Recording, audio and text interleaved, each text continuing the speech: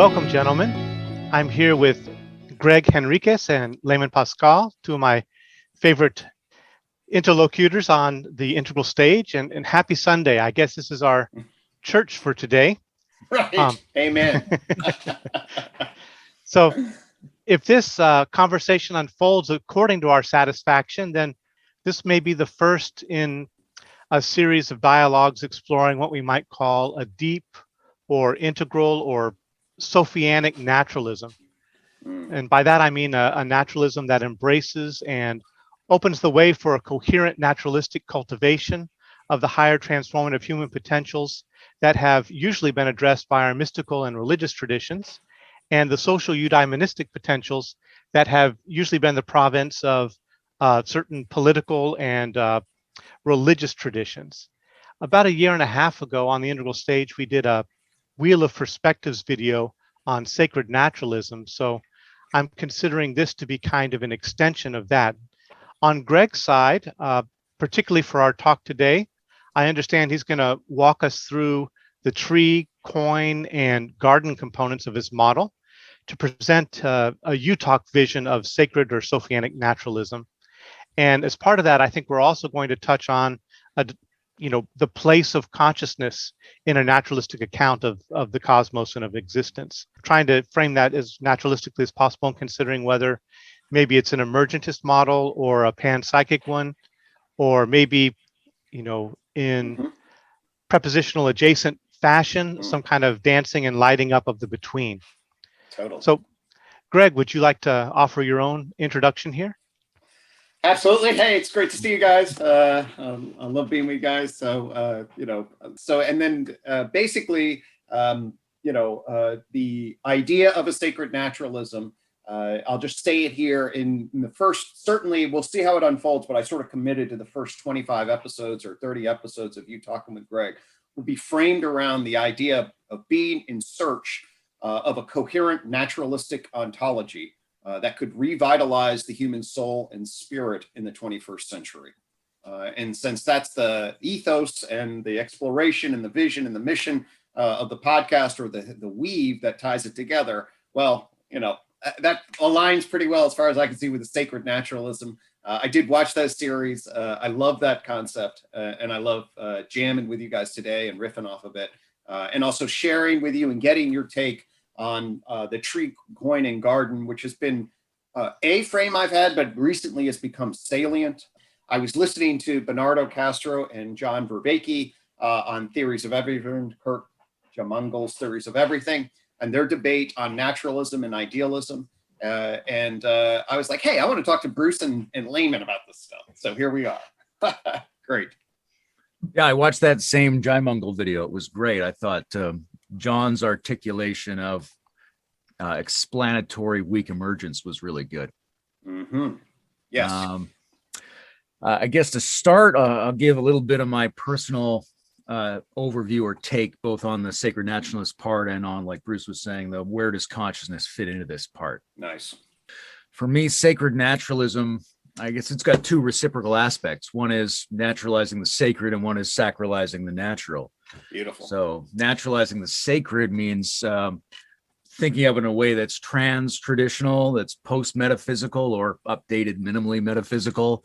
Yep. Description of the nature and efficacy of spiritual practice and numinous experience in a way that accords with an expanded scientific naturalist worldview. And then on the other hand, sacralizing the natural consists of personal and cultural setting up of an edifying organization and appreciation of science, evolution, and ecology and embodiment as privileged sacred components. Right. In an overall orienting ethic which aims at increasing the richness of the fidelity of human patterning to complex natural patterning. Right. To sort of generate naturalness as something that's distinct from the indifference of nature, and to do so in a way that causes human individuals, societies, and our instruments to be increasingly capable of and clear about how to participatorily amplify the actualization of a desirable set of naturalness producing architectures. I'm Sign saying me this. up. I'm saying this the way I say it to Actually- myself. I'm not doing Hey, man, this. Is not the public promo part. Actually, as far as I'm concerned, we're done, Layman. All right, carry it on. Okay. On the consciousness side, I guess like it's really hard for me to put my view in any of the categories. It overlaps a bunch of them. I guess I would say It's because I had adjacent to a lot of them. yeah, exactly. I mean, I have personal experience of things like, oh, universal consciousness, but what do I make of that experience? Right. So I would say that higher, deeper, and more universal phenomenological expressions of personal or hyper-personal consciousness are extensions and mixtures of the successful achievement of adult waking state consciousness, which stands in a long chain of evolutionary amplifications of organized subjective affect, which recedes toward an infinitesimal vanishing point. And that vanishing point is never reached, because for me, the structure of infinitesimal vanishing is part of the adjacency metaphysics of the non-dimensional relational syntax or metaphysics that encodes the primitive conditions for any world, which includes the primitive preconditions that are arranged in the production of emergent consciousness later. So in that sense, we can say it goes all the way down, but it really goes all the way down in a way that also doesn't count as being there. Beautiful. That's my take.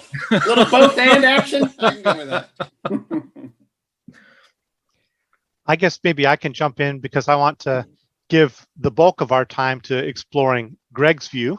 So I'll just jump in with a little framing of what I understand by, sacred naturalism, or what I'm calling, at least for the moment, sophianic naturalism. I was just thinking about a naturalism that aligns with the pursuit of wisdom and human depth potentials, sentient, sapient being depth potentials. And as I mentioned to you before we started talking, I also haven't really prepared anything in a formal way. So I want to speak just from, my own sense of these things and how I sit with them for, I've moved in and out of different religious traditions, and I've never really fully bought into the full metaphysical, religious pictures of those traditions, but I found a lot of benefit in them. So I'm pretty comfortable with a generally naturalistic orientation that really post-metaphysically wants to unfold, the different gifts of the pre-modern traditions in terms of cultivation of wisdom and human depth potential, and also reciprocal relationality with the natural world in a way that is kind of more mindful of our deep participation in the larger living systems of the world. A long time ago, I think back when I was living in the desert Southwest in Arizona, I started studying the Diné Bahane, and that is the Navajo or Diné creation story. And it's a beautiful long poem narrating, the beginnings of the cosmos and the emergence of the, the holy people and the different kind of beings. And it's both deep and profound and also hilarious and raunchy. The Coyote and Roadrunner cartoon comes out of some of those early myths, and they're hilarious, the kind of the sexual antics that the Coyote gets up to.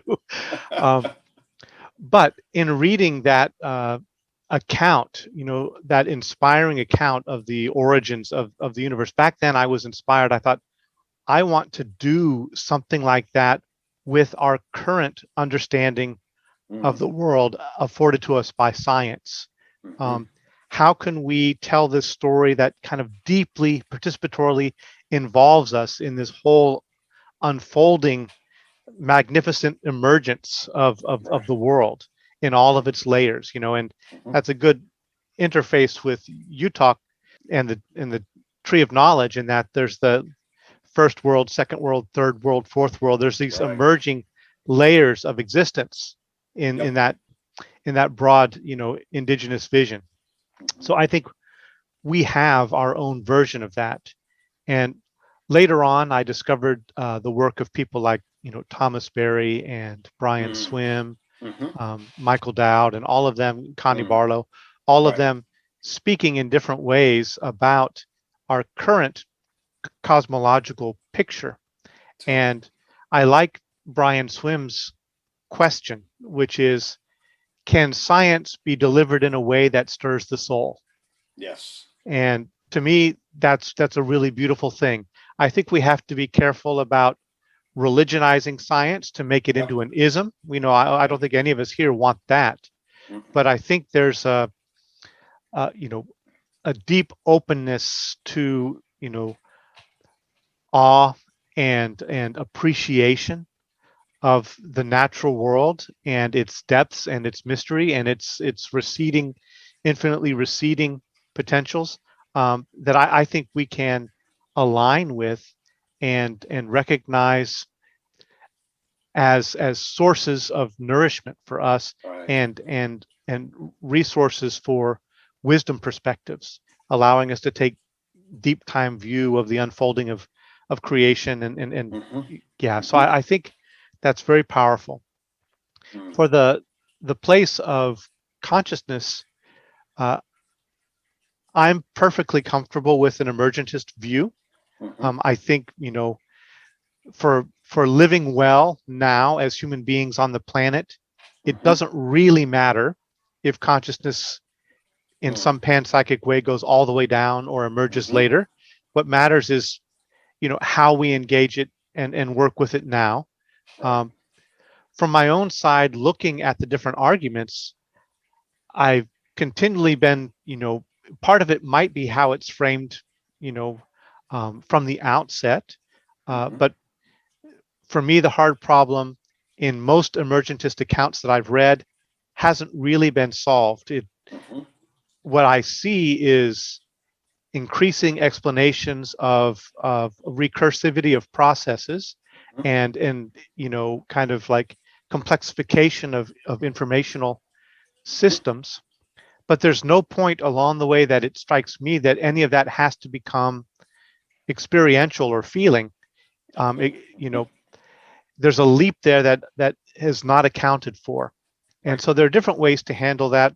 One is just to say, however far down we go, there is a minimal, feeling quality to even any energetic event, and that those naturally build and amplify, and autopoietic systems are amplifying systems, which basically can both increase the the density of of connections of systems and their informational flow, and magnify, illuminate the experiential possibilities of that. And an emergentist account can follow that. So I hold that, but I hold it lightly. Another that I appreciate, and this will be the last thing I say here, I think, is maybe Varela's methodological dissolution of the problem, where basically he just says, instead of trying to turn consciousness into a naturalized object, let's just recognize that we're always situated as experiential knowers, and that this is part of the natural world. And we have two different epistemologies, pretty much. There's the yoga of objectivity, where we're basically seeking oneness with the universe through tracking of situational invariance, right? And then the other is basically exploring more idiosyncratically the phenomenal qualities that attend any kind of situation, and the situatedness of the knowledge within within any of our experimental studies. So that's I'm also quite comfortable with that, and I believe going forward, our contemplative traditions and our sciences need each other in what he calls a neurophenomenology. I think that's going to serve us well. So those are my generally orienting remarks, and I look forward to getting into a lot more with both of you. Beautiful. Okay, so I'll offer my orienting remarks, and we'll see. So let me riff off of Sean. I can't remember his last name, but he talked about exosystems, okay, in the UFO alien world and higher dimensions. And I really like the exo term. And we can create then, we'll use that frame of reference maybe to create the, I then want to flip that and talk about then endo-naturalism, okay? And I'm going to then say that I am atheistic with regards to concrete personal gods, okay, that people have discovered and then know about metaphysically. I don't see good evidence for that. I'm agnostic about what's exo, okay, and concerned with the endo. So this parallels then what natural philosophy is okay, there's the supernatural world, then there's the natural world. I am concerned then on what's the inside of the sphere relative to the outside, and I'll be agnostic about, higher dimensions, life after death, God, aliens, although they all have different ways that we would penetrate and then relate to the sort of endo-naturalistic view that I have. I'm a syntheist in many ways in the sense that I believe in the concept of God, okay? Meaning that I think that it affords us as humans something very, very powerful. It makes perfect sense to me in the context of my frame about what caused us to go from primates to persons as justifying creatures, as needing a collective shared narrative that orients towards the good.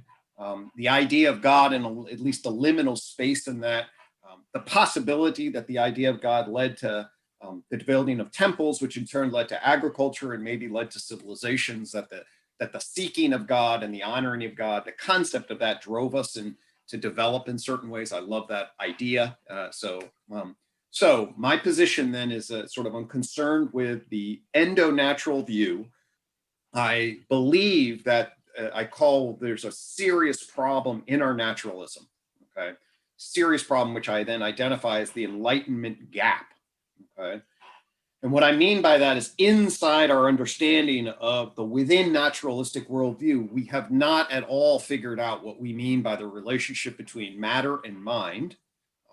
That's just confused in terms of, in other words, there's a multiplicity of different elements. It shows up most obviously then in the hard problem of consciousness, which I agree with. There is, although I'm going to frame that in a couple of different ways. I think there are actually at least 3 different problems inside the hard problem that are not well articulated. Okay? And I think it's crucial to articulate them and separate them out so we know where we are in relation. So the Enlightenment gap includes this problem of what is matter mind, and it also includes the problem about what is scientific knowledge, what kind of epistemological claims does it make, and how does that relate to other knowledge like social folk knowledge and knowledge about my life, okay?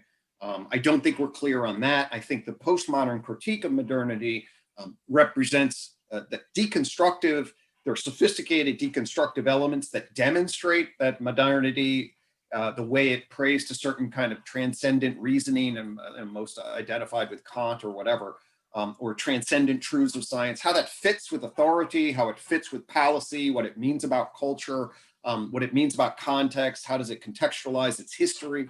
I think all of that stuff it's naive about. And I think the postmodern critique shows that. And as far as it goes, or post-structural critique or whatever, that then affords us a particular value that shows that limitation. So my point is that at a philosophy and science level, the philosophers coming out of the Enlightenment fail to hand us a coherent synthetic philosophy that actually makes sense out of the field of naturalism.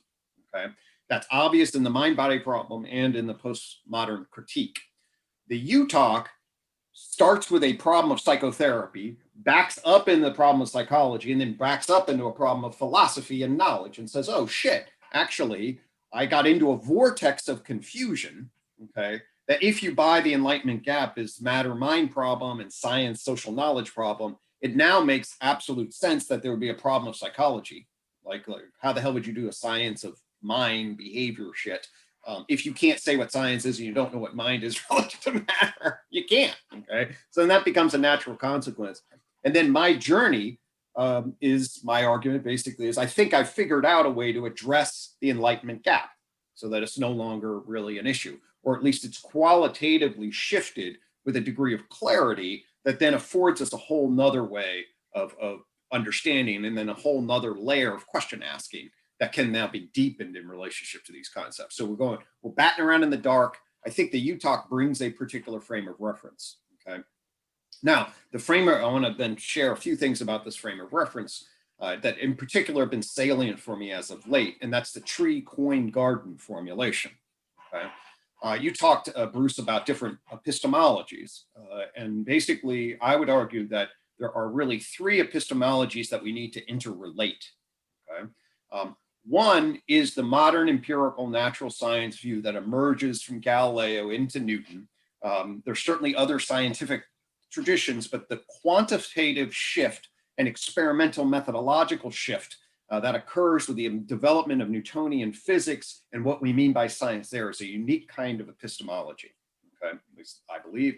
And I believe it affords us a particular kind of set of insights about the nature of reality that I might call transcendent realism that would go along with like Roy Boschgar's claim.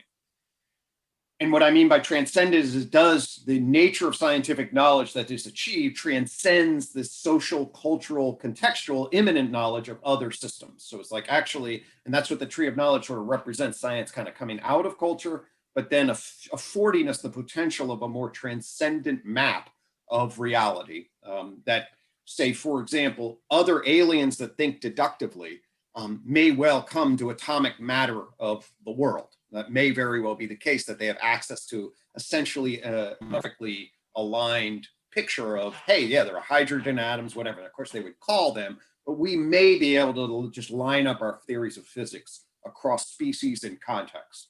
If that's the case, then I would argue, yeah, we've transcended our human epistemological constraints and afforded us a transcendent realist view of nature, if that to whatever extent. If it is the case that other aliens see the world differently and their theory of the physical world is radically different than ours, then the epistemological container effect, a more Kantian view that actually the only we'd have access to is phenomenology, the categories of mind are imprisoning us in some ways, then yeah, Kant gets the win relative to Bhaskar. So that's the way the aliens would decide whether Bhaskar is right in his ontological critique, which I would side with, but I think there's that. So then you have this, what is science and what kind of epistemology and what kind of knowledge does it afford? I argue that it's a unique kind of objectivist knowledge. And really it's not about matter, but ultimately about behavior. We can talk about that. And it gives rise to the tree of knowledge and periodic table of behavior say, hey, there's a behavioral naturalistic view that science grants us, okay? And it plays by certain rules like quantification, third person epistemological perspective taking, meaning you measure shit, you watch shit, okay, from a third person, and it affords a particular picture. It's also abductive to best explanation, okay, of the general. So it tries to reduce to underlying causal structures and affords its explanatory through generalization, which also means it doesn't speak to things that are unreliable, unique, contingent, and idiographic, okay? And it's positioned in the, to use the Wilbur frame, the exterior as opposed to the interior as its foundation. All right, so this affords us a particular kind of epistemology to solve a particular kind of set of knowing problems. But if it is by definition generalizable and objective, it is also then by definition blind to idiographic subjective. And that's the nature of the language game. It does not play by the rules of first person idiographic contextual, unique perspective taking, okay? So just like, and people try to make this point, but it's been underappreciated in my view, and that much more appreciated is that science does not tell us what ought to be. It's not a good ethical system. You can ask ethical questions that are true related to it, but you cannot use science to then deduce from is what ought. That's an old belief system. I think virtually very few people say science is the pathway to delineating what our ethics are. People get that, okay? I don't know that people have been as clear that it is actually blind to idiographic subjectivity, okay? And you have to pair those two together. So I'm not talking about these good questions as to whether or not it can deal with subjectivity in general. John and I did a whole series on what is consciousness and included the concept of general subjectivity. And we're also doing the self. And we're saying that there is a science of the self architecture, but there's not a science of Gregg. or Bruce or Layman. So I introduced a thing called the coin, okay, which is literally coin I had made. And on the one side, it's the I-quad coin, and it represents, it's in sort of the shape of an H. We can show up a picture of it on the one side. On the other side, it has the theory of knowledge tree symbolizing the garden on it, okay? The H side of the coin represents your human identity, your unique, particular, idiographic human identity, which is essentially a vacuum relative to objective natural science. Okay? It doesn't have a framework for understanding that, yet that is what it is that makes our life world life quest meaningful. It's the mere fact that I'm uniquely drinking some weird to a cup in my unique family with my unique kids, doing the world that science only says, well, you're a primate and you live in a culture and you justify your shit this way because that's what you do. But it's like, it doesn't say the particulars, but my particulars are what makes me me. Okay. So you have to me, we have to have an epistemology that appreciates the combination of objective, inductive, generalizable laws, recognize that that creates blind spots, but doesn't mean they're epiphenomenal or not true. It's just as blind to it any more than it says that now that we discovered science, we realize that values don't matter.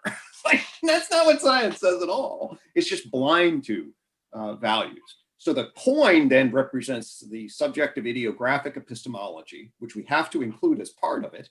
And then finally, the garden represents the collective mythopoetic narrative that takes our subjectivity, the generalized is, and then cultivates a narrative that informs is to ought. It informs values. It informs the sense of what we ought as a collective to value. What are our ethos in regards to that? And how do we then make sense of the world? The core word in the garden is wisdom. So at whatever level, that's sort of like, that's knowledge into understanding that cultivates the good. It's supposed to be oriented towards what's called the elephant sun god, which is your Mount Sophia. It's the symbol of the ultimate good, the liminal space, the concept of God that we can orient to as a collective.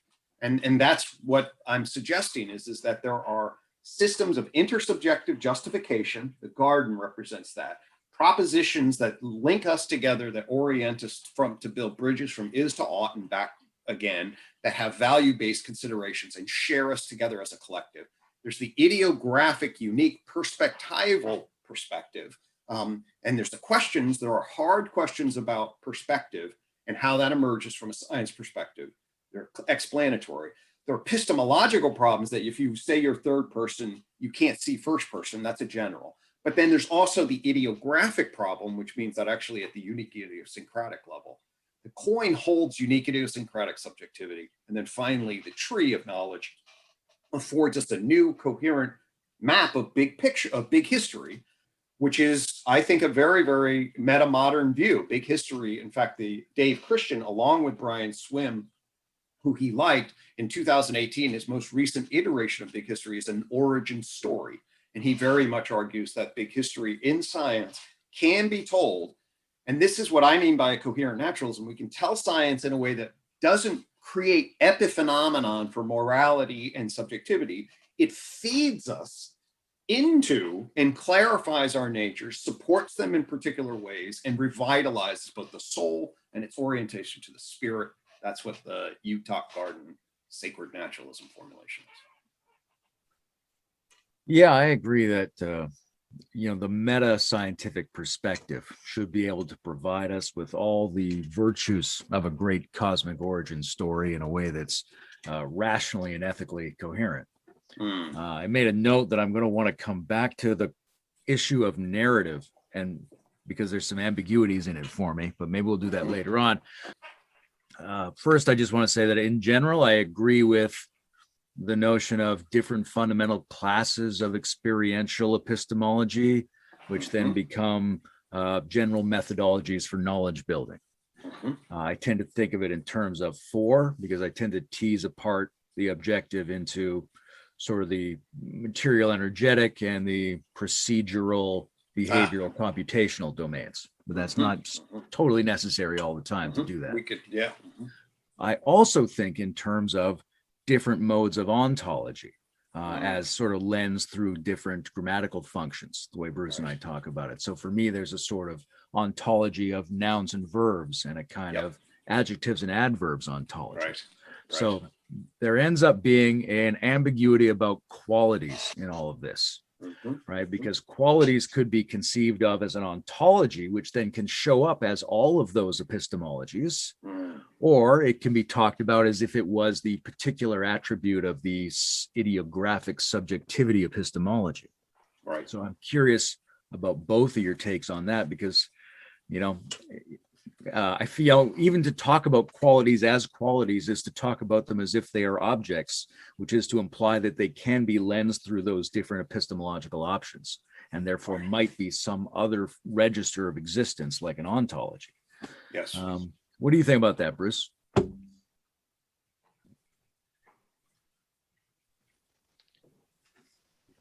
I was muted and I almost just held up a flower.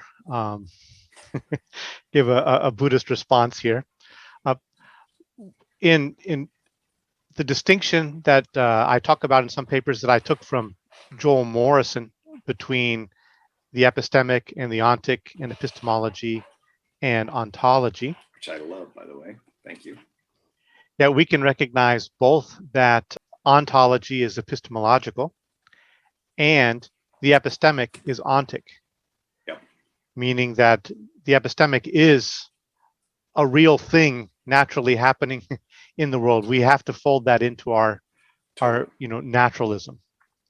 And so, yeah, I think that's really to me a vital and important point that you're making, Layman, that qualities, if they can be lensed, from different perspectives, and they can be approached in different ways, that there is, some quasi-objectivity to them, right?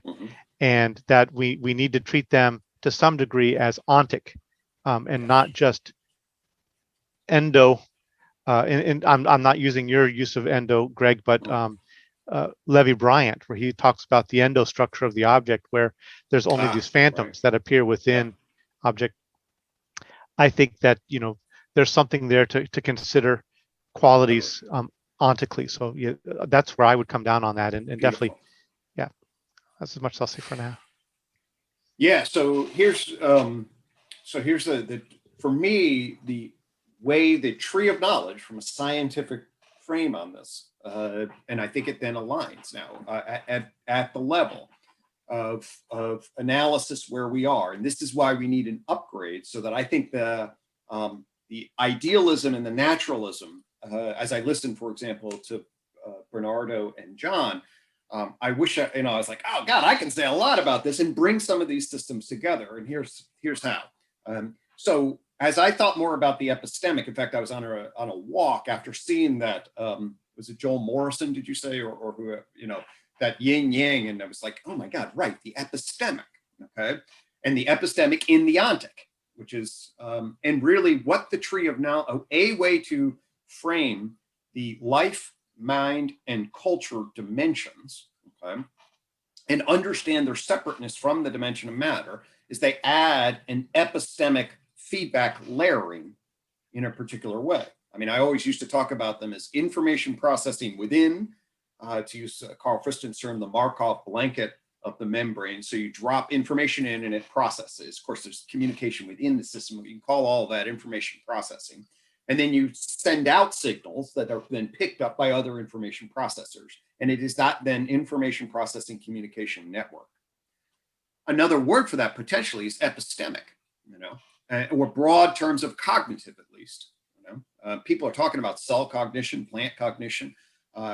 The cells in plants clearly exhibit functional awareness and response. They clearly metabolize the forms out there to use prediction-based processing at some physiological, not neurobiological, but a base physiological level. And they are organized at some level to metabolize the information in addition to the matter energy things that they bring in, and then guide themselves in relationship to that computationally. Okay.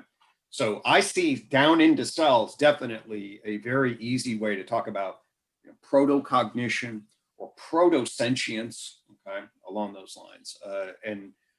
I struggle a little bit to get into matter, okay, because for me, epistemic processes, and we can talk about that, when we get into, say, a water molecule or a hydrogen atom, there's definitely a potential inside-outside, okay, But the nature of panpsychism or any kind of consciousness, a bit of it, metaphysically, that doesn't get me excited, but I'm I think that's worth discussing. Definitely think it's worth discussing.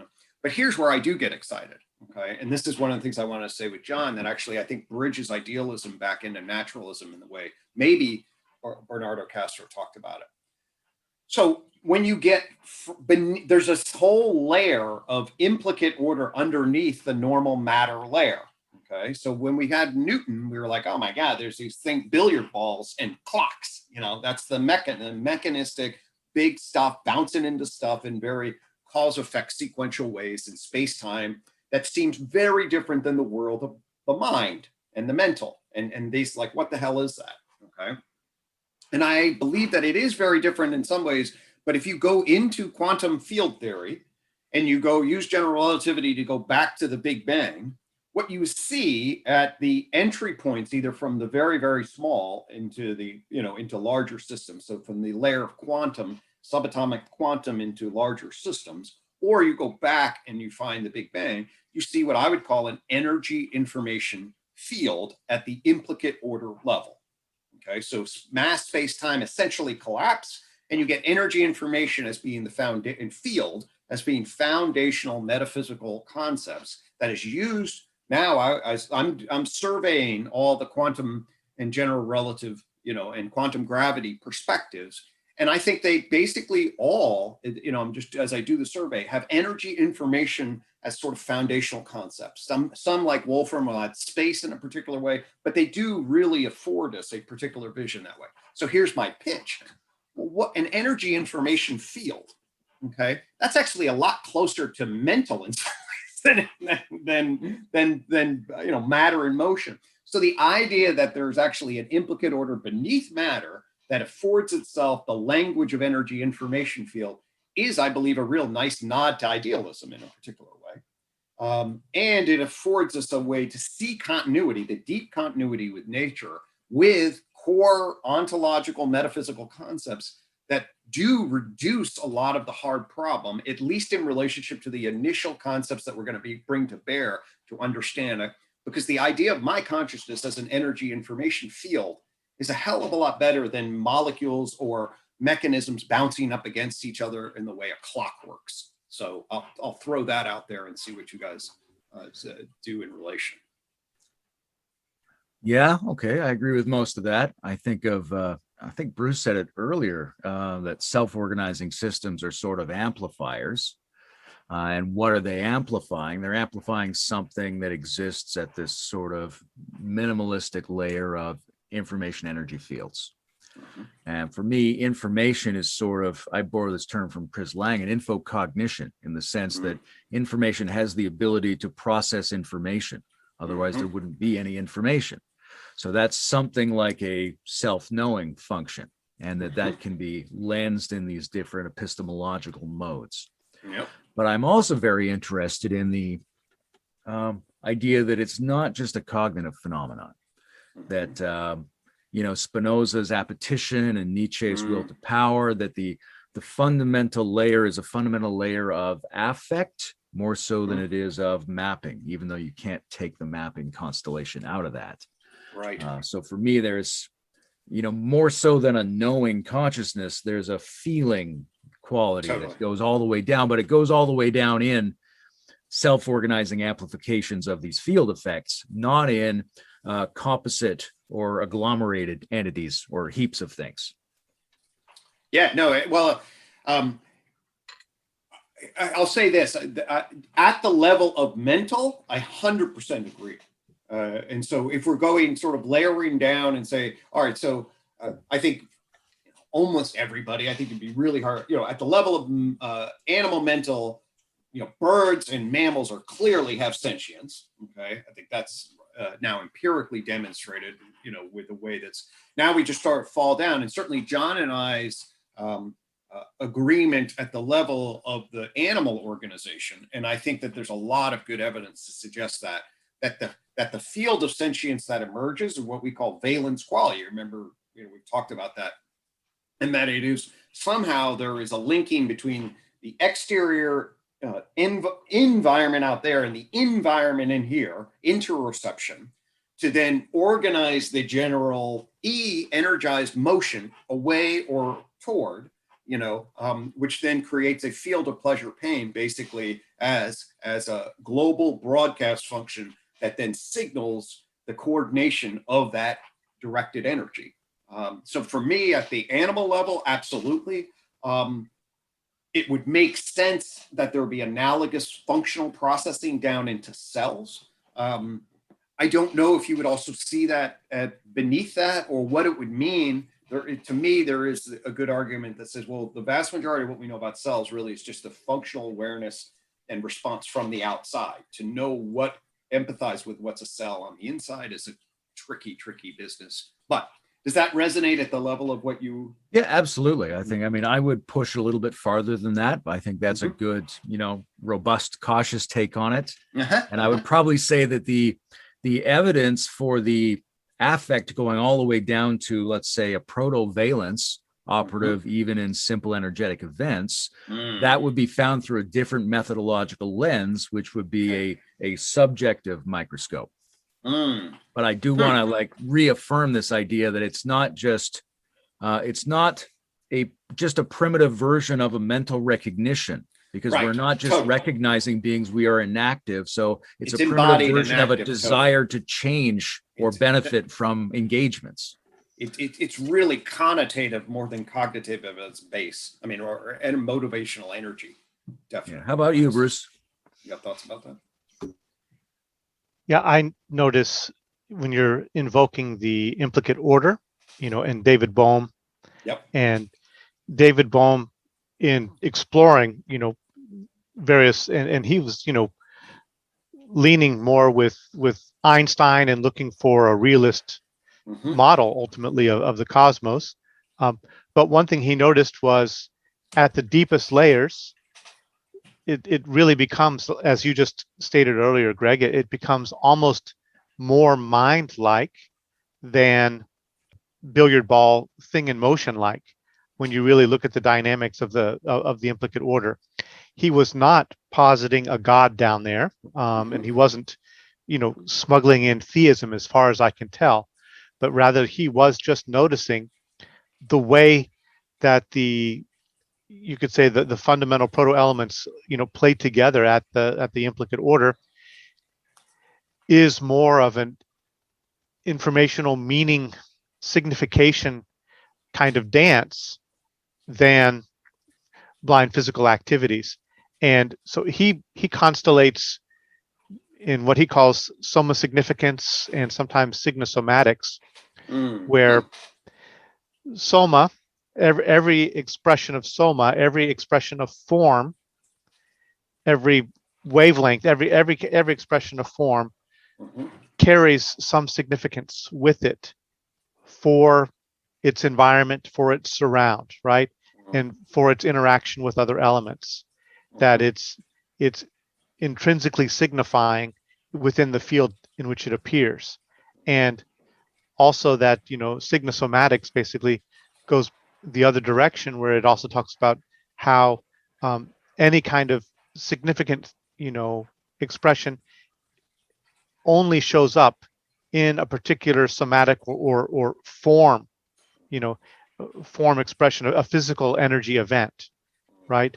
And that there's not meaning or significance apart from that field, right? So he makes a triangle between form or soma, meaning, and energy as a kind of interplay.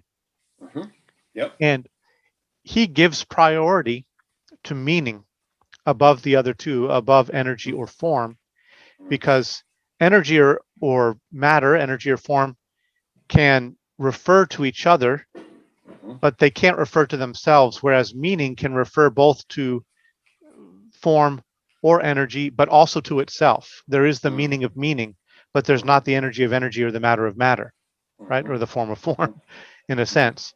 So he saw signification as a, kind of like the key organizing element of his of a model that he was putting forward of the implicate order, and as it unfolds and explicates into Right. more complex physical systems. Mhm. I think there's a lot of mathematics and other complex thought that he was engaged in mapping that out that I know I'm not capable of doing justice to. Right. I Right. remember, Yeah. maybe it's an apocryphal account, but I believe there was a story where he was speaking about this basic model Mhm. to a room full of scientists, Mhm. and they were giving him kind of polite but blank and somewhat incredulous stares. Yeah. Um, and he decided that there was another way to explain it. And he spent about 4 hours just filling up chalkboards with mathematical equations, taking them step by step by step through it via his mathematical language. And at that point, it ended up in a standing ovation when people got what What he he was was meaning. pointing at through that Right. language.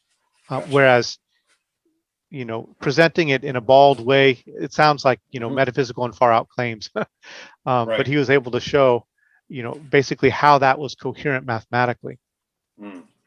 I just want to Exactly. add an element to that. Like if you Mhm. take that Bohm perspective and you say, well, here's why meaning is the most basic uh, version of the components of the system, there's still an issue about, like as Wilbur calls it, fundamental versus significant, where the Mhm. more fundamental something is, the less significant it is, and vice versa, Mhm. right? Because you could say at the base of everything is meaning, but what are you thinking of when you think of that meaning, right? Are you thinking Mhm. of the most meaning there could possibly be, or the least meaning there could possibly be?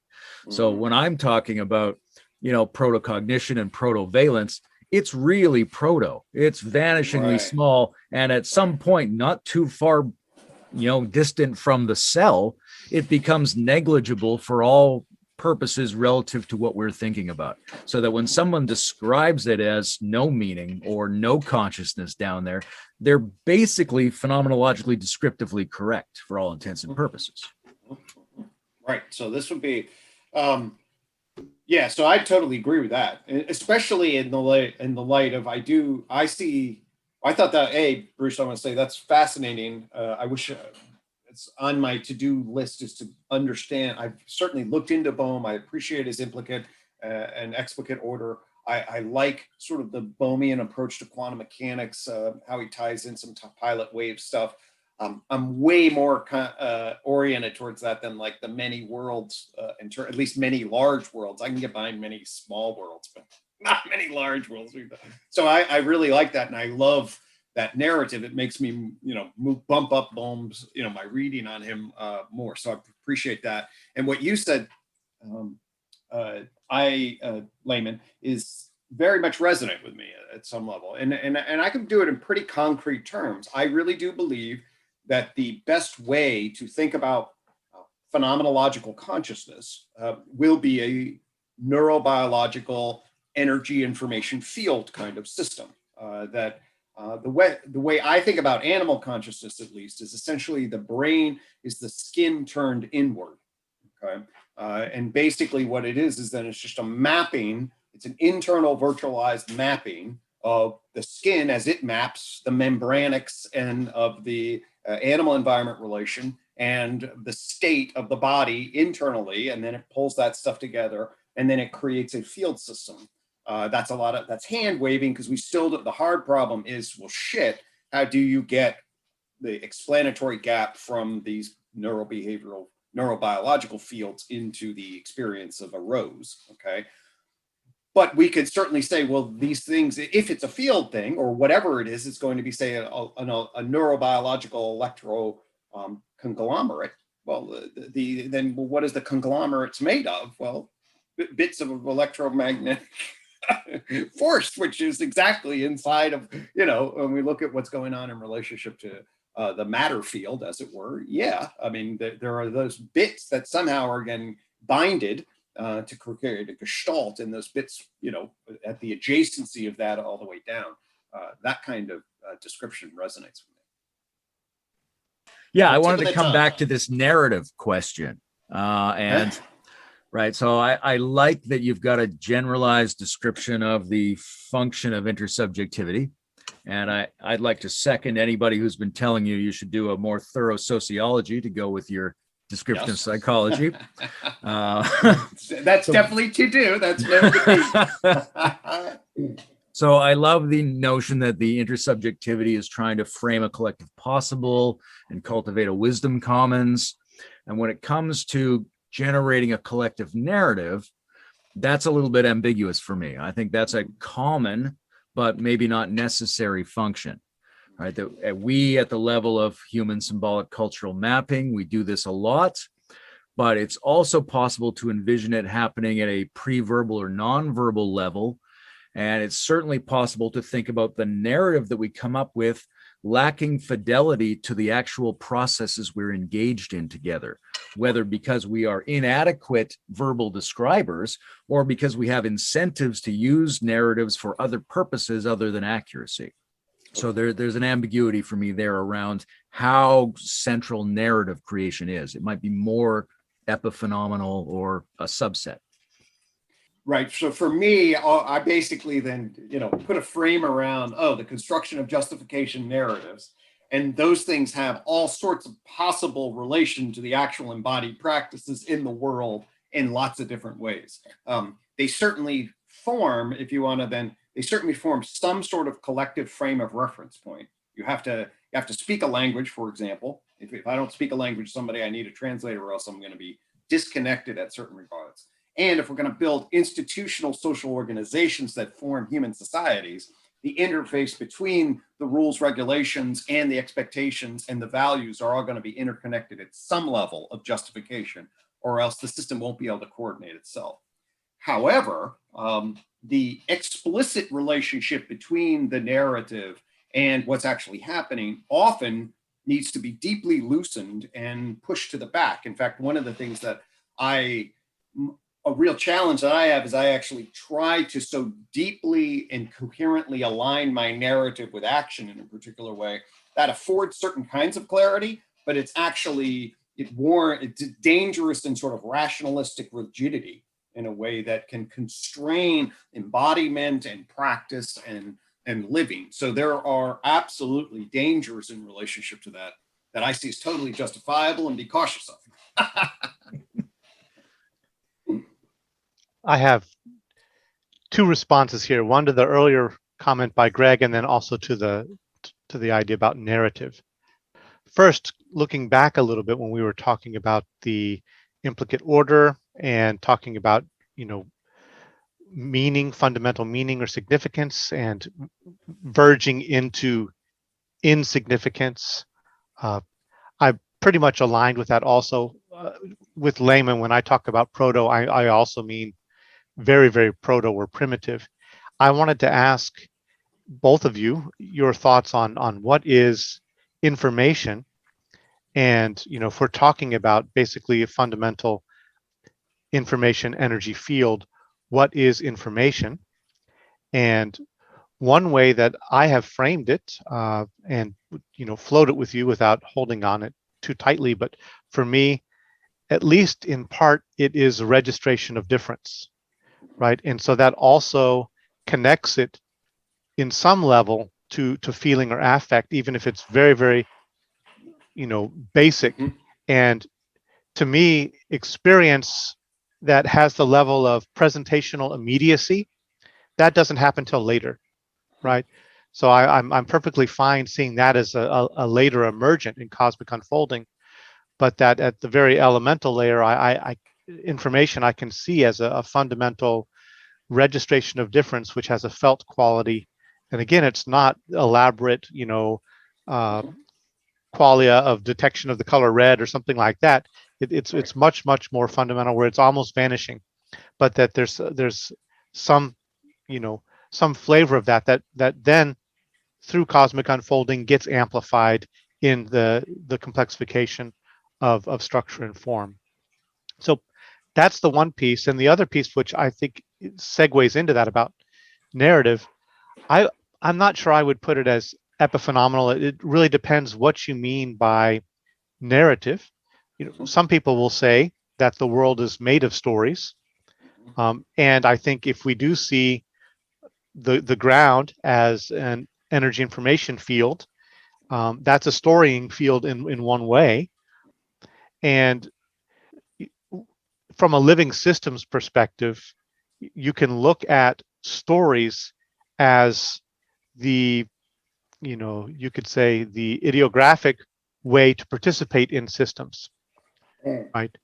The way that we understand a system, individually, and actually usually the only way that impels us to meaningful action is to feel the field in story form, not necessarily narrative, with a beginning and end and plot development and all that. Right. But there is this participatory detection of a field of meanings, right? That you could play with.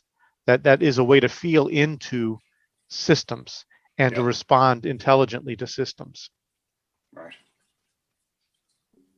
Well, defining information. There's a certain inability to do that in a conversation, which already has to take highly structured information forms into account, right? There's any definition we could give is going to fail to grasp a more fundamental layer of information. But I think we could make some general remarks. Yep. I like your notion of difference, right? That's how I think of the fundamental sort of syntax of reality as being composed of adjacencies, which is, a slightly offset relationship between two things. That's a differential. So that's the primitive metaphysical mode of ontology. And it's dynamic. It somehow processes itself. And so when I think of information, I think of something like I've mentioned Christopher Langan, the notion of infocognitive self-processing.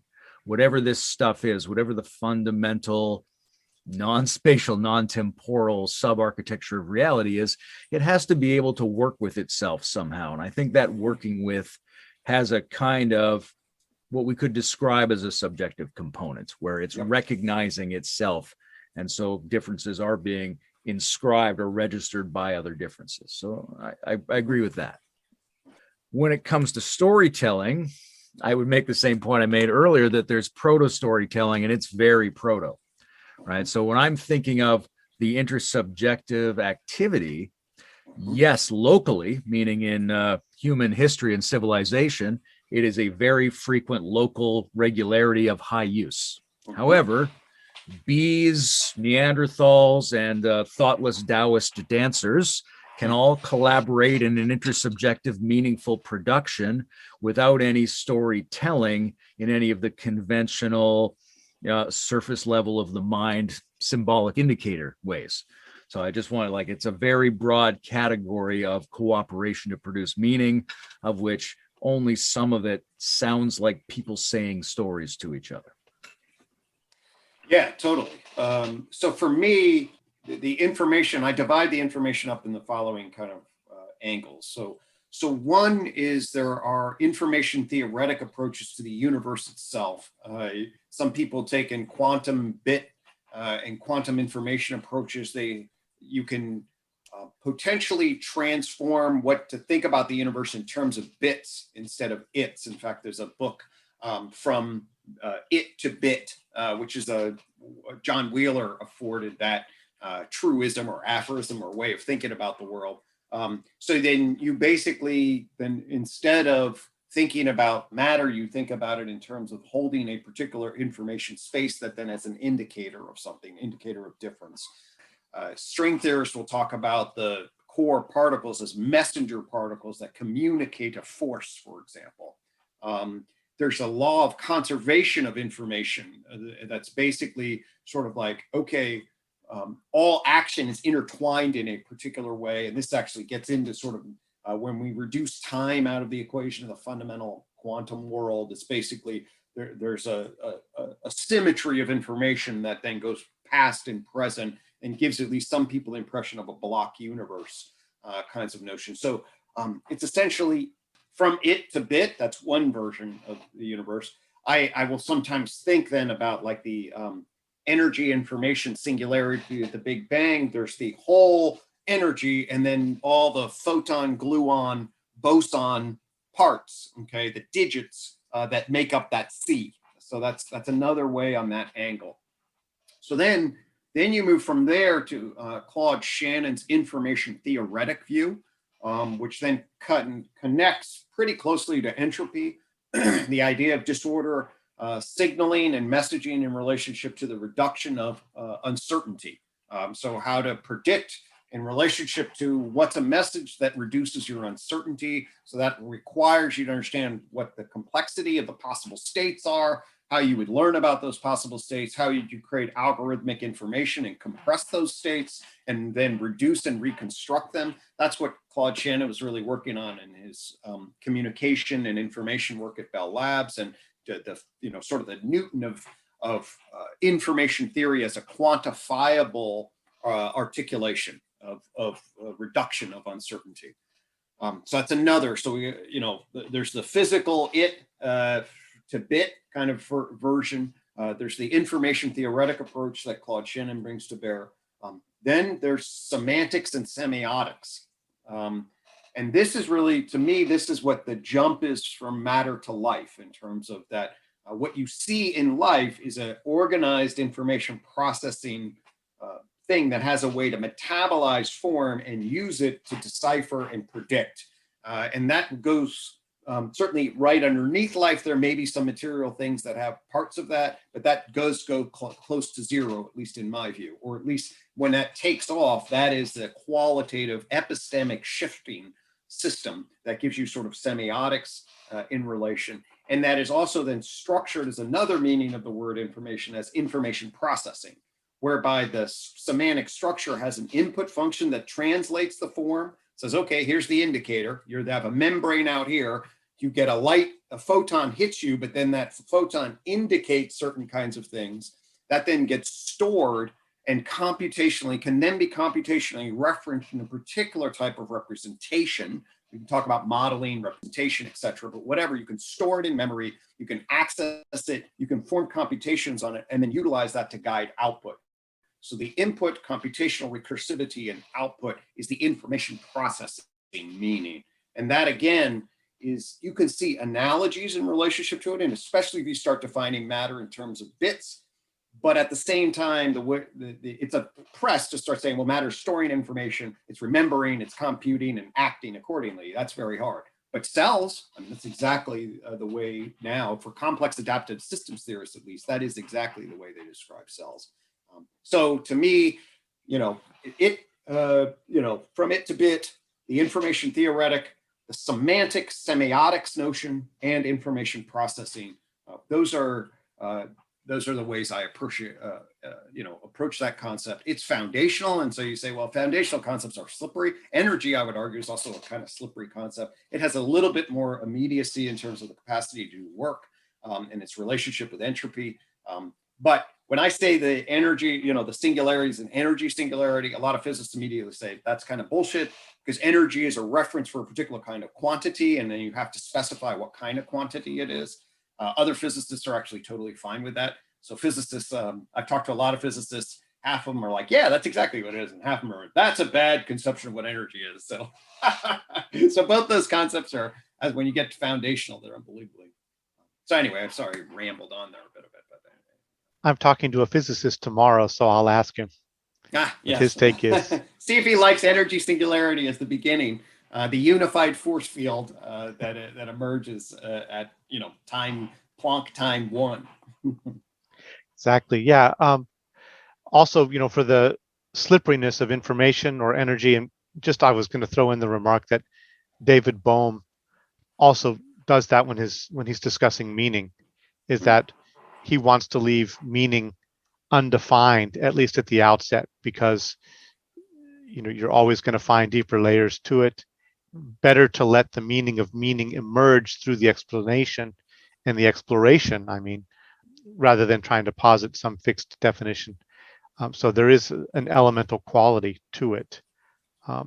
And yeah, since part of this is, an exploration of the three, elements of your model, Gregg, I wanted to know if there's, in terms of looking towards a sacred naturalism or sophianic naturalism, if there's more that you wanted to kind of unpack about the steps from the tree to the coin to the garden. I mean, I guess one of the things that I'm thinking about right now then is and I'd love to run this by you guys, is see how it's not meant to be completely comprehensive, because there are transactional elements, as you both know, in relation that would be more prepositional or pragmatic. But I do believe that the subjective, phenomenological, objective, scientific, and intersubjective sort of mythopoetic ethic, with one being sort of a collective system of justification, at least at some level, coordinating, but not, we'll take Ian McGilchrist and say, yeah, a lot of what the modernity did is try to force a propositional knowing system. We want to be careful about that and actually free ourselves. We're looking for a holistic system. But nonetheless, the UTOK says, hey, we need to introduce and maintain linguistically mediated justification narratives as a construct. That's underdeveloped in many other systems, where it comes from, how it operates, and that it is a hyper object and a framing that we can utilize with effectiveness. And we are trying to create part of the ultimate task we live under is an is-ought system of narration. And I actually believe the meta-modern system is really a way. Too often people have been trapped inside their systems of justification. We actually need to get adjacent to them and cultivate psychologies and ways of being and cultures that say, oh yeah, this is my system of justification, but that's, there it is. Could have been a lot of other shit. We don't want to act as though that is the reality. That's a particular map of reality that emerged in a particular time and culture, and we should be rooted in it in terms of our histories because it shapes us, but not attached to it as if that's the only ontological, epistemological way of being in the world.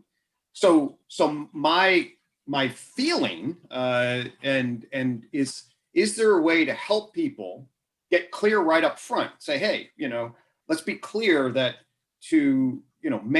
I don't have a way of saying here's the foundational path to the unmediated capital T absolute truth. Let's start there. It's a theory of knowledge, not a theory of truth. I don't know, I'm pretty skeptical of people that have unmediated versions of what the absolute foundational reality is, irrespective of what anybody says. So I want to then say, actually, truth claims exist in particular frames that you have to metaphysically frame to make sense out of it. And then I'm saying, actually, we can metaphysically frame 3 different onto-epistemological arenas. One is science, that's going to tell us a particular thing, make particular truth claims. One is the soul, and I mean that yourself uniquely from your vantage point, okay? And one is ethical narrative and the way in which cultures make sense out of their identity, bring people together about what is valued and what is good. And that is not new, obviously. If you go to Wilbur, I mean, the good, the true, the beautiful, the I, the it, the we, those are all old things. But the tree, coin, and garden, I am at least positioning that they afford a new framing on that. The interrelations of those can be much more coherent. We can create a much more effective flow grounded in a more sophisticated map of big history on the science side, clarify what it can and can't say relative to idiographic and morality, and afford particular perspectives. Indeed, this is what I had to deal with as an integrative psychotherapist. It's like, well, what's the collective wisdom? Who are you humanistically, the soul, the coin soul of the person? What is science? And, I'm trying to say, hey, does the tree, coin, and garden afford a way to enter the system that's useful? Does it afford a way to help people be aware of different epistemological framings? And then does it afford people a way to see a way that could be more coherently achieved relations between those points? Well, yeah, I love your model, and I want to come back to its usefulness in those areas. First, I want to just say one more thing about information, which is, and I love that you brought up Shannon, and I've got Wolfram in my mind. And so I realize I often think about information as a relationship between predictability and unpredictability between computations. And that's also a way of saying that we're looking at relationships between patterns or between levels of patterns. Like when Shannon makes information and entropy almost the same thing, we're looking at entropy not really as disorder, but the number of different ways that one level of the system can be that makes no difference to another level of the system. So there's a comparative element. And when we say in formation, we're implying that something is in the same form as something else. So there's this comparative element, and comparison is an adjacency. Yes, love that. So now, when it comes to like how useful a really great system can be, or a really great narrative, I think they're necessary. They're useful in society. They're certainly spontaneous outgrowths of minds like ours, because we feel we have to keep doing this all the time in order to organize what we're working on. So maybe that would be useful to other people as well. Right. At the same time, like with my slight wariness around narratives, I would say in terms of creating a contemporary, useful, meta-modern ethic, we have to be wary about leaning too much into giving people the new narrative or the new story for them to sign on to, versus promulgating the skill sets necessary to have engagements out of which narratives emerge. Totally. Love it. Yeah, no, it's a huge difference. And one of the things that's both a real value and a real struggle is getting that, for me, getting that right. And part of the reason it is that I struggle with that is both a positive and a negative of the system, I think, is that it's also anchored into crystal clear diagnoses of errors in past systems. Okay. So, and this is how I look at other systems, like, well, okay, there are all these valuable systems. And I really do believe the meta-modern sensibility of integrated pluralism, if we can cultivate people's capacity to build their own systems that are meaningful to them, and then have those pluralistic interrelated systems afford the opportunity for them to become together in a meaningful way, we will have enlightened individuals who climb their own, in their own words, their own coin or spirit object, and allow them to see the world in a particular way. And if we can coordinate that integrated pluralistic thing, I think you would have rich, deep connections with individuals who internally have found their way in a particular way. And that's any humanistic, Rogerian person would tell you, and I certainly identify in that way. That's a beautiful thing, My analytic and theoretical, physicist head is like, well, actually people made mistakes and I fixed them. And so here, I want to tell you what the mistakes are. Here's to fix them. And then once you actually fix them, then this system works.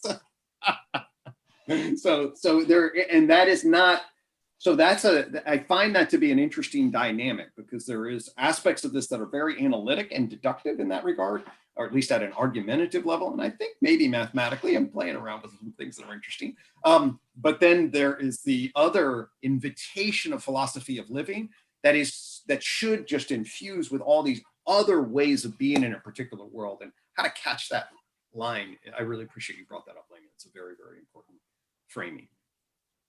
Michael Dowd reminds us that science teaches us to tell the story of the changing story, right? And so that it really is, in a way, teaching us the kind of skill set that I think Layman is talking about, that is of storying, but holding the stories lightly, in a sense, and recognizing that our different approaches are going to be, subject to change. How do you then hold what the function of narrative is? That's something that I'm doing a series on TSK, and TSK kind of explores that too.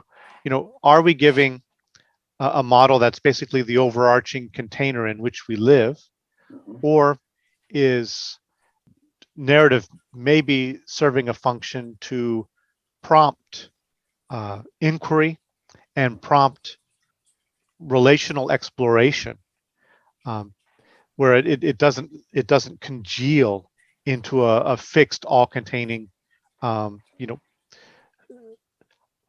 or assholon, as we would put it in integral language. I have not heard that. I love that. Yeah. Amen to that. Right. There's a layered complexification take on narrative, right? Like at a very simple level, our perception is already a narrative, right? It's a simplification of the world for usefulness, right? So then we get up to the point where we can make images and then make speech symbols abstractly to get these narratives together. And all of these levels are levels where things are not just more abstract, but there's also more of them. Right. So you get up to you've got a Bible, you got one story for your people.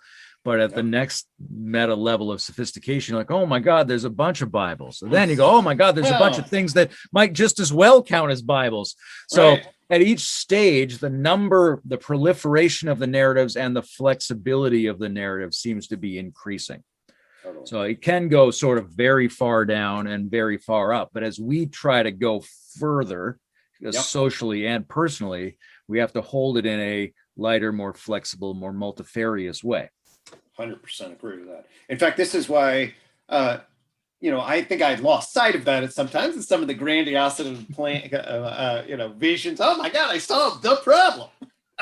And I was like, no, you solved a problem. And in fact, actually, I will situate my own very much 21st century American clinical psychologists. Okay. So the unified theory completely comes out of a particular narrative justification structure that evolved in a particular place that was trying to take particular boxing epistemological frames and jam them in a particular place. And then it was the error of doing that. The yogic scientists didn't frame it this way. So everything that emerged in relation in terms of, hey, here's the solution, is actually contextualized by the system of justification that came before and limited by that in that regard. And so then you're like, oh yes, as a 21st century American clinical psychologist unified frame, which, that's okay. I'm still happy with it, but at the level of, frames and context and emergence and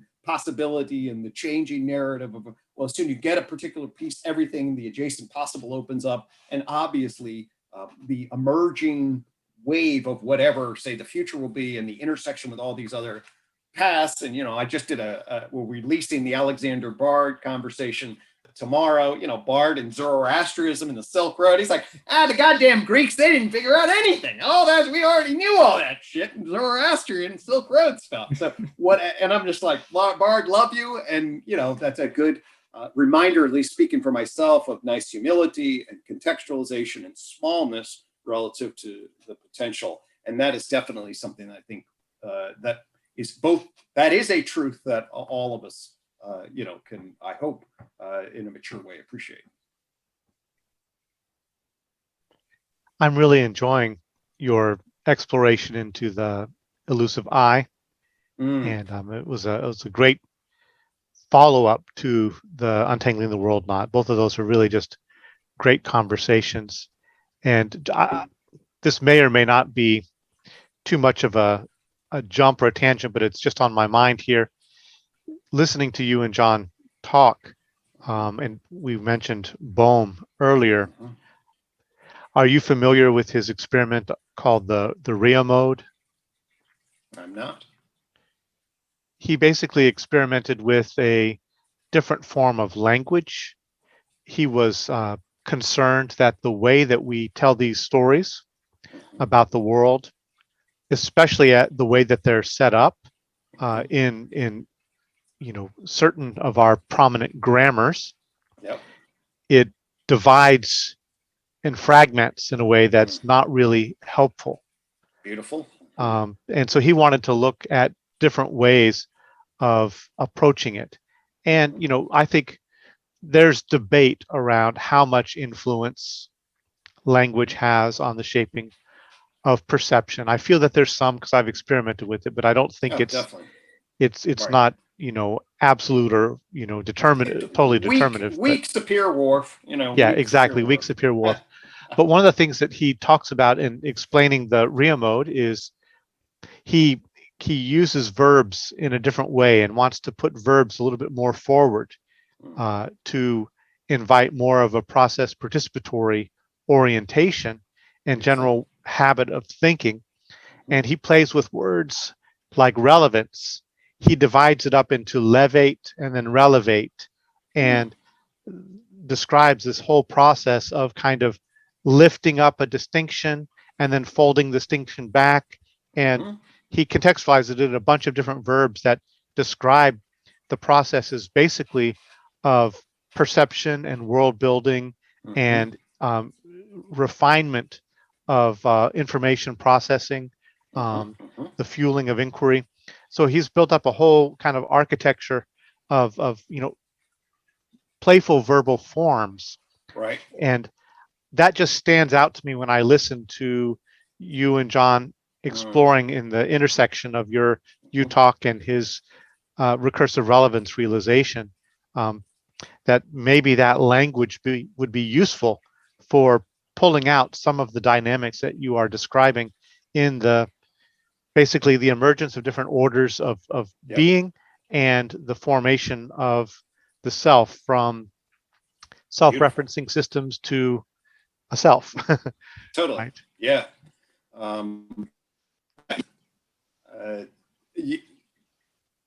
What was released recently, like episode 7 or whatever. So I think we just finished maybe 10, in terms of, so the last 2 episodes were I was in the lead and I was taking John and Christopher through the internal. And now that I've internalized John's description, then I put on my clinical hat and I walk them through.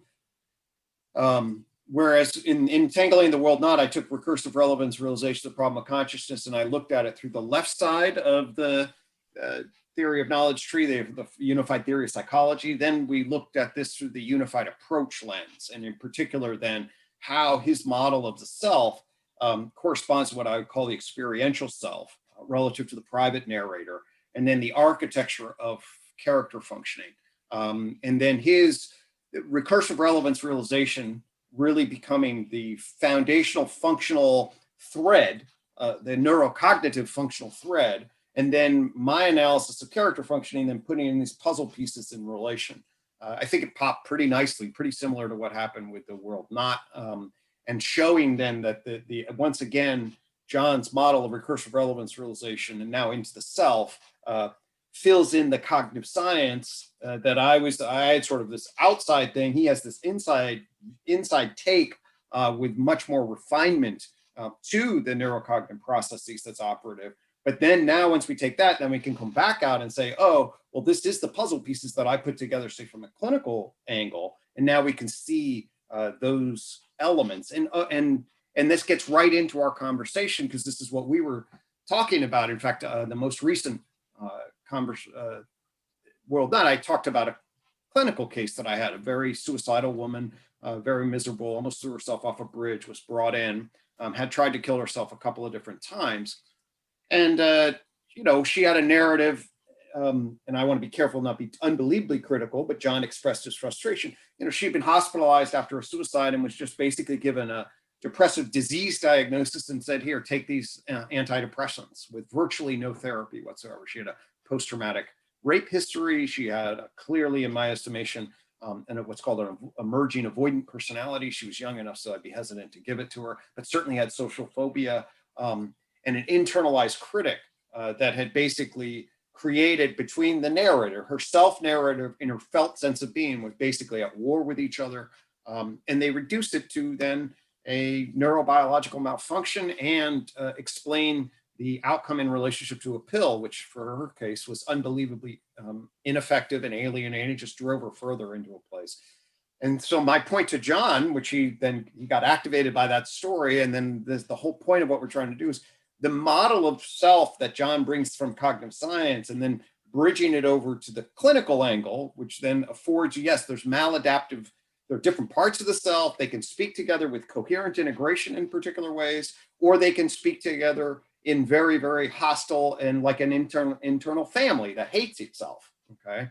So to get to Bohm's point, the way we talk about ourselves, the way we relate is absolutely crucial. To flow with flexible adaptiveness as opposed to rigid defensiveness is absolutely key. And then finally, if we can build a cognitive science into clinical psychology model, and then Christopher goes last with this sort of existential implication about what we are and the kind of societies that will be conducive, this really is exactly what we're after here. We're really after, there's a huge opportunity within a naturalistic framework to tell stories that have much more affordance to fill our souls and orient our collective narrative in much more relationally filling ways, and ways that are much more conducive to nature, and aligning with the concept of God.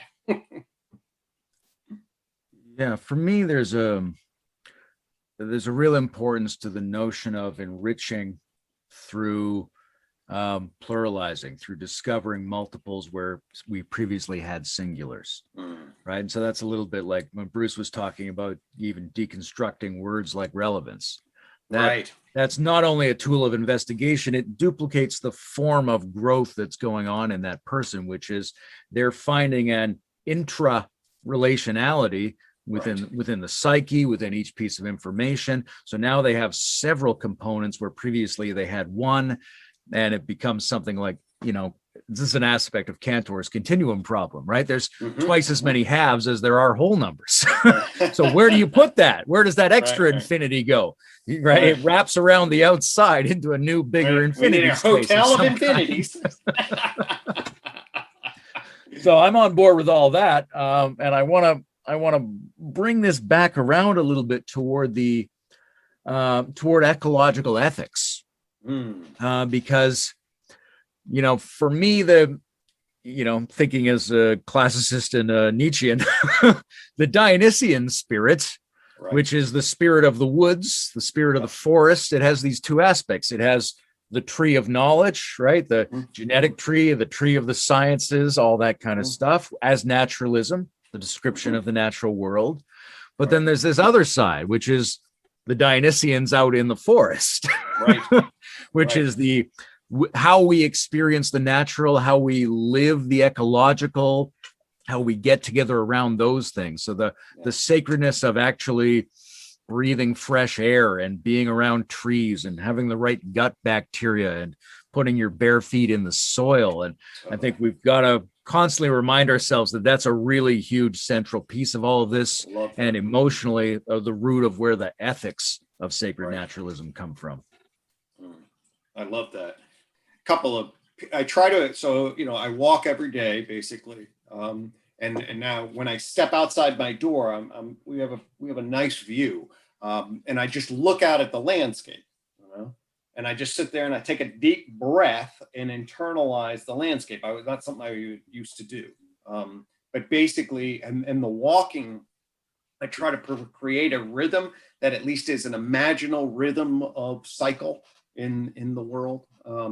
And my connection to my dog at that point is sort of a nonverbal, guide in relation to that. So, and when I think about meta-modernity from especially Lene Rachel Anderson's perspective, it starts with the oral indigenous, and my own, I'll speak for myself then, my own isolation from nature is a shortcoming and a weakness that I think speaks to some of the real ills of modernity that need to be addressed. So I love that perspective. I just need to do more of it. There was a practice I used to do regularly in India when I lived at the Krishnamurti school there in Rajghat, Varanasi. There's some lovely trails to wander that went down by the Ganges River and the confluence of the Ganges with the Varuna River. And right there was a road that the Buddha himself walked after his enlightenment experience over to Sarnath, where he gave his first sermon. So I was lucky to live in a little cabin right at that spot, and used to go out and take walks. But when you say you stand there and you breathe in the landscape, and I think, on the affective side as well as the storytelling side, but just on the affective side, that's so important. And one of my practices at the time was when I would go out and walk, I would start it with the phrase, "The sky is my skull." And then I would just feel that. And then I would try to just merge my body with where I was so that my body became transparent to the movement of the trees and the grasses and whatever was going on. And I could begin to feel harmonies and synchronizations between movements in my body and in the kind of the larger dance of that world around me. And it was for me such a nourishing practice to do that. Yeah, I love that skull notion, Bruce. I grew up really immersed in Norse mythology. And one of the things they have there is this fundamental character of Ymir, the frost giant, before all of the species, and how the gods rose up and killed him and fashioned his body into the universe. And the dome of heaven is his skull, et cetera, et cetera. Wow. And those sort of mythopoetic languagings, give us some very primal examples of what it would be like for our experience of ourselves to be merged with the ecosystem and the natural universe generally. So I think those are very powerful, profound narratives that anchor us. And to me, they fit into a generalized set of eco-anthropic mappings, right? Which can happen in all the different valences. So one valence is, can I describe the natural world? One valence is, can I smell the flowers? Can I feel the earth? Right? I have emotional and mental and physical, and we have, if we get better computer models of the climate, and we can make fractals like nature appear within our electronic devices, we can become more individually and collectively informed by what nature is actually doing. In the degree to which we can do this, sociologically and technologically restructure our cities around more organic and sustainable principles. All these things are ways of changing our mapping to be more full of the information from nature's patterns. And I think when we do that, we generate the experience that we point to as naturalness, as distinct from whatever shit nature happens to be doing for good or evil. Totally. I love that, Layman. That because it speaks to cultivating in us a form relationship, that's deep and profound, and I think quite necessarily corrective relative to the last several hundred years of societies, at least Western society and civilization. I think this is a really, really key point for what would be fulfilling and revitalizing the soul and spirit. From the point of view of a contemporary intellectual white male. Right. Who recognizes the developmental line of cognitive skill development in a particular way, of propositional knowing in a particular way, of situating myself in a technological bubble with an intuition of being above nature and separate from it. All of that's true. That's exactly right. Yeah, and that's why it feels. That recognition doesn't reduce any of the utility or joy of any of the things we're discussing. No, but it's just it's an underdeveloped line, to use a Wilberian frame of reference. It's a grossly underdeveloped line of modernity and even post-modernity in many ways. And so that's certainly the way I feel in my own coin perspective of my living. Beautiful. It feels like this is a good rounding point for our conversation. What do you guys think? Yeah, I feel like I agree. Rounded is a good term for that. I don't want to say summed up because there's still lots more to say, but rounded out is pretty good. And I'd like to also touch in on an idiosyncratic emotional thing, which I think maybe we all share a little bit, is how interesting it is to hear other people use your phraseology, right? Like, for Gregg to hear us talking about UTOK and using his different models and the coin. And for me, I remember the day I was walking at the park trying to solve the problem of the metaphysics implied by post-metaphysics. And I heard the word adjacency. And now I hear you guys both use it. Yeah. I talked to Bard is using it. I'm like, this is really weird. How did they get my word? It's out there now. Right. That's totally true. That is, that's really, go ahead, Bruce. You're gonna say something. Probably same thing as you, is that, I've had that experience too. And if people are referring to Mount Sophia or grammars or prepositional, it's like, cool, it's catching on. That's great. Right. Totally. Yeah. No, and I both, the grammar, the Sophia and the adjacency are definitely now, like I had all these bricks, but I didn't have good mortar to jam shit in there. And you guys gave me the mortar to create a brick for bricks. So I see the mortar a lot more and the prepositional relations between them. And I deeply appreciate that and feel also honored that you can hear the echoes of the formulations that I've developed in others as well. So, and that the blending of that and the feeling of the blend that feels it like it's like stronger and healthier and complementary. Well, that's very hopeful to me, because that's the emerging kind of collective intelligence that suggests that we're onto something. I really love and admire what we're capable of doing conversationally and intellectually, and the way we're able to bring that together with enjoyment. And I have just a very positive, respectful, sweet feeling about both of you. So thanks very much. Echoed back at you, brothers. Very much so. Yeah, this contactfulness, tact having the same inner root as integrity or integral, is church for me. So thanks, both of you. Well, we opened with amen. I like to end where we opened is a great way of doing that. So, Okay, thank you.